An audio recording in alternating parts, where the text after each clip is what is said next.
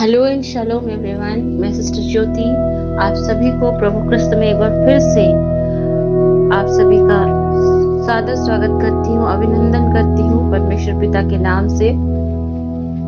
मेरे प्रियो, हमारा परमेश्वर दया का सागर है, अनुग्रहकारी है और सच में ये परमेश्वर पिता का दया है जो आज हम जीवित हैं और जीवितों के बीच में खड़े हैं। हालेलुया।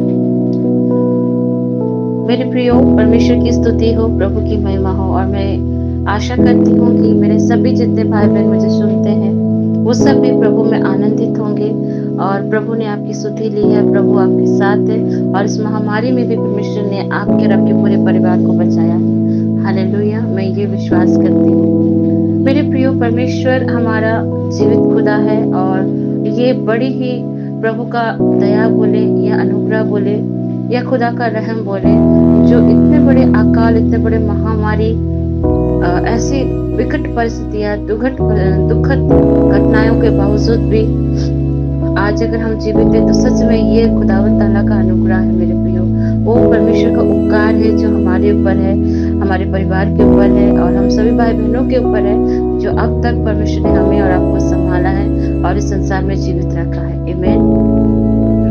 मेरे प्रियो, आज मैं जो आपके साथ वचन शेयर कर रही हूँ वो वचन का टॉपिक आज मैंने रखा है, यहोवा ने तेरा उपकार किया है। हालेलुया। मैं फिर से दोहरा दूं, यहोवा ने तेरा उपकार किया है। हाँ मेरे प्रियो, आप सब सोचेंगे कि परमेश्वर, आप अपने जीवन में अगर एक बार जांचो और सोचो तो सच में प्रभु हमारे जीवन में कई प्रकार के उपकार किए हैं और उनके उपकारों का बदला हम कुछ भी नहीं देख सकते। आमीन।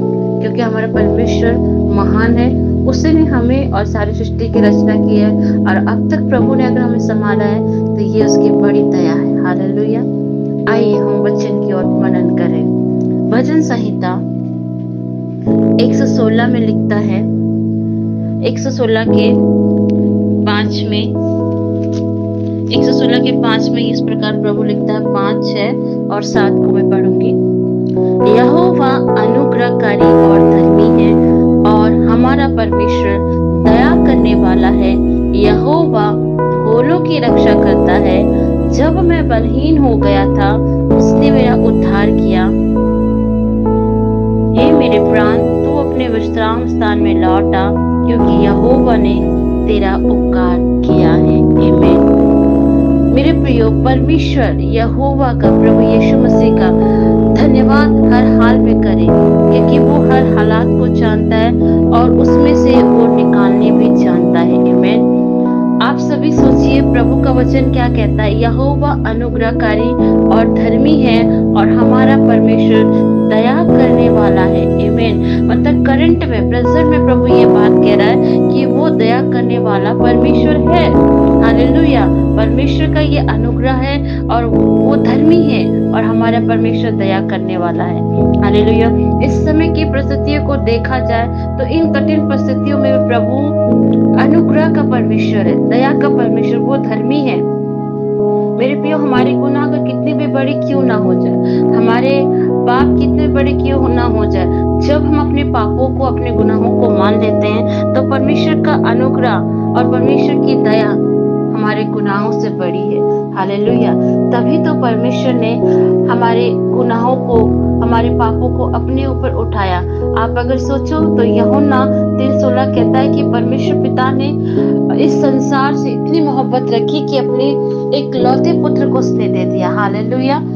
और जो कोई उसके इकलौते पुत्र पर ईमान रखता है वो अनंत जीवन का भागी होता है, वो अब्दी जिंदगी और निजात को पाता है। आमीन। आप सोचिए, ये समय बहुत से ऐसे मेरे प्रिय भाई बहन प्रभु यीशु मसीह में, वे बहुत से ऐसे कलीग, सगे संबंधी, मित्र, चाहे बोलो विश्वासी, अविश्वासी, इस महामारी में कितने लोग हैं जो आज प्रभु में सो गए हैं। लेकिन ये परमेश्वर का ही अनुग्रह है मेरे प्रियो। इन बातों को समझना है आज आपको।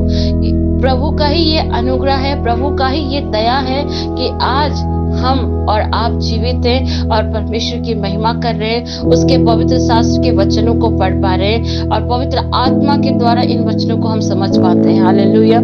नहीं तो आज आप सोचो, आज के दिन में शायद कितने लोग इस नए दिन को देख नहीं पाए होंगे, कितने लोग पश्चाताप नहीं कर पाए होंगे, कितने लोगों के घर में अशांति होगी, रोना पीटना होगा। लेकिन ये प्रभु का ही तो अनुग्रह है कि ऐसे समय पर भी प्रभु ने हम सब के ऊपर अपनी करुणा को बरसाया। ये सच है मेरे प्रियो कि ये महामारी में हम अपने कई एक प्रियजन को, अति प्रिय सगे संबंधी मित्र को, कलीगों को खोए होंगे, लेकिन ये प्रभु का दया भी है और अनुग्रह भी है कि इस महामारी में कई एक विश्वासी भाई बहन, विश्वासी परिवार, चाहे अविश्वासी परिवार भी बच गए हैं। हालेलुया। मैं प्रभु को धन्यवाद देती हूँ। प्रभु मेरा गवाह है कि इस महामारी के दौरान में मेरे पास कई एक फोन आते हैं, और इस फोन के दौरान कई लोगों को एक बार नहीं, दो बार नहीं, कई बार ये महामारी पकड़ लेती है। और सच में मैं प्रभु का धन्यवाद करती हूँ कि जब जब प्रभु के सामने बोझ के साथ दुआएं की हूँ, प्रभु ने उन भाई बहनों को, उन परिवारों को चंगा किया है। आमीन। आखिर क्यों? क्योंकि प्रभु दया है, दया का सागर है। वो विलन से क्रोध करता है, वो अनुग्रह का दाता है। और ये समय प्रभु, अगर आप देखो तो ये समय प्रभु ने हम पर अनुग्रह ही किया है, और ये अनुग्रह का समय चल रहा है। इसलिए तो मेरे प्रिय, इस महामारी में कई एक परिवार बच भी गए हैं, कई विश्वासी परिवार बचे, कई अविश्वासी परिवार भी बचे। क्यों? क्योंकि प्रभु का वचन कहता है कि वो हमारा परमेश्वर दया करने वाला है, वो अपने लोगों पर दया करता है। कई लोग सोचते हैं कि ये महामारी परमेश्वर का क्रोध है, कोप है। मेरे प्रियो, क्या प्रभु का क्रोध हम और आप बर्दाश्त कर पाएंगे? नहीं कर पाएंगे, क्योंकि मेरे प्रियो ये महामारियां परमेश्वर के वचन के अकॉर्डिंग आप पर देखो तो प्रभु नए नियम में भी बताता है कि ये महामारियां आएंगी, और ये महामारियां अलाउ की गई है क्योंकि ये चिन्ह है हमारे परमेश्वर पिता का आने का। हमारा परमेश्वर का आगमन बहुत निकट है। पलक झपकते ही हमारा परमेश्वर हमारे निकट पहुंच जाएगा। उसका आगमन हम जानते तो नहीं है कब और कैसा होगा, लेकिन जब भी परमेश्वर अपने महिमा के बादलों पर आएगा, तो ये विश्वास को रखना कि जो लोग प्रभु से प्रेम करते हैं, जो प्रभु के वचन पर चलते हैं, प्रभु के साथ एक मन संगति होकर चलते हैं और अपने पापों के गुनाहों से पश्चाताप कर रहे हैं, निश्चय प्रभु उनको अपने साथ उठाएंगे। आमीन। हालेलुया। और मैं विश्वास करती हूँ मेरे प्रियो, ये मेरे सभी भाई बहन प्रभु में उठा लिए जाएंगे। प्रभु को वो आनंद, उस समय, वो खुशी भरा दिन में सब इकट्ठे होंगे, हम ये विश्वास करते हैं। यहाँ मैंने जो आज आपको कहा कि प्रभु यहोवा ने तेरा उपकार किया। आज आप जीवित हैं, आप जिंदा हैं, सांसें ले रहे हैं, घरों के नीचे हैं, भोजन कर रहे हैं, सुखी जीवन पे है। इतनी कठिन परिस्थितियों में, इस महामारी में भी अपने परिवार के बीच में, तो ये सच में प्रभु यहोवा का उपकार ही है कि आज हम जीवित पाए गए हैं। हालेलुया। एक जगह वचन में कहता है मेरे प्रियो, हे यहोवा, मैं तेरे उपकारों के बदले में तुझे क्या दूं? दाऊद कहता है। सच में मेरे प्रियो, आप सोचिए कि इतने कठिन परिस्थितियों में भी प्रभु ने मेरे और आपके जीवन में कई बड़े उपकार किए। आज प्रभु हमें जीवन दिया है। आज जो ये जीवन है कल रहे ना रहे, लेकिन आज का ये जीवन, आज की ये सांसें, ये सब कुछ प्रभु यहोवा के द्वारा दिया गया है, परमेश्वर के द्वारा दिया गया है। इसलिए मेरे प्रियो, हर बात में परमेश्वर का शुक्र करें, क्योंकि प्रभु हमेशा मेरे और आप सभी के जीवन में कई बार, कई समय, हर अच्छी परिस्थिति में, कठिन परिस्थिति में प्रभु आपके ऊपर उपकार करता है। पर इस उपकार के बदले आपको क्या करना है? परमेश्वर को प्रेज करना है, परमेश्वर को धन्यवाद करना है, क्योंकि प्रभु कहता है वो भूलों की रक्षा करता है। जब मैं बलहीन हो गया तो उसने मेरा उद्धार किया। हे मेरा प्राण, तू अपने विश्राम स्थान में लौटा।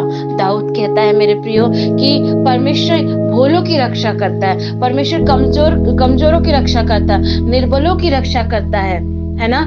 आज बहुत लोग इस महामारी में बेड पर होंगे, घरों पे तड़प रहे होंगे, अस्पतालों के चक्कर लगा रहे होंगे, लेकिन ऐसे कठिन परिस्थितियों में जब वो लोग परमेश्वर की ओर निहारते हैं, परमेश्वर अपने उन बच्चों को देखता है। वचन कहता है मेरे प्रियो, प्रभु की दृष्टि हमेशा अपने बच्चों पर लगी रहती है।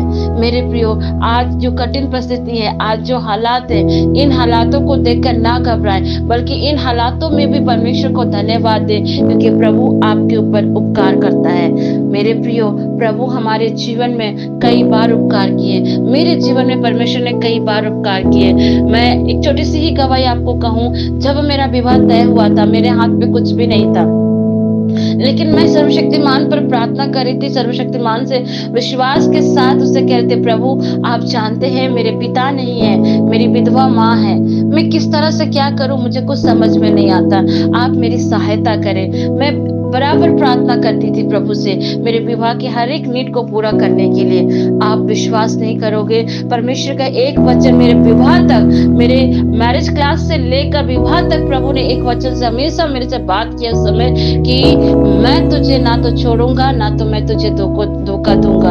यहोशू 1:9 के वचन से प्रभु ने हमेशा मुझसे बातें की। और सच में आप सोचो, एक विधवा स्त्री की बेटी का विवाह करना कितने कठिन हालातों में होता है, लेकिन उस कठिन हालातों पर भी प्रभु से जब मैंने प्रेस किया, प्रार्थनाएं की, विश्वास से कहा प्रभु आप मेरी सहायता करोगे, क्योंकि वचन कहता है कि मेरी सहायता यहोवा की ओर से आता है। और सच में खुदावन का मैं इतनी शुक्रगुजार करती हूँ कि खुदावन ने मेरी सहायता की। परमेश्वर ने मेरे जीवन में ऐसे ऐसे भाई बहनों को दिया, ऐसे ऐसे परिवारों को दिया जो मेरे विवाह के समय मेरी बहुत मदद करी, प्रार्थना के द्वारा, आर्थिक सहायता के द्वारा, हर तरह से। ये सब चीजें परमेश्वर ने मेरे जीवन में किया। ये प्रभु का उपकार है मेरे जीवन पर। जब भी मैंने परमेश्वर को पुकारा, प्रभु मेरे जीवन के हर एक पल में, हर एक क्षण में मेरी सहायता की। ये प्रभु यहोवा का उपकार है, क्योंकि प्रभु अपने बच्चों के लिए कभी भी पीछे नहीं हटता है। इसलिए प्रभु कहता है कि इन कठिन परिस्थितियों में भी मैं ही तेरा परमेश्वर हूँ। जब तू कमजोर होगा तो मैं तुम्हें सामर्थ दूंगा। जिस तरह पौलुस कहता है, मेरी हर कमजोरी में, हर निर्बलता में तेरा अनुग्रह मुझे सामर्थ देता है। आज आप भी कहें, प्रभु मेरे जीवन में आज जो कमजोरियां है, जो भी कमी घटी है, आप ही के उपकार के द्वारा मैं सब कुछ पा सकता हूँ। आज आप विश्वास से कहेंगे तो निश्चय प्रभु आपके जीवन में उपकार करेगा। और ये आपके जीवन का उपकार ही प्रभु ने किया है कि आज इस आप पृथ्वी पर हो। ये प्रभु का उपकार ही है कि आज आप पृथ्वी में जीवित हो, सांसें ले रहे हो, अपने परिवार के बीच हो। और प्रभु का ही ये अनुग्रह है, प्रभु का ही ये दया है कि आज आप सब कुछ प्रभु के अनुग्रह से पाए हो। आज बहुत लोग चले गए, लेकिन फिर भी हम और आप जीवित हैं। ये प्रभु का उपकार है, प्रभु का अनुग्रह है और प्रभु का दया है।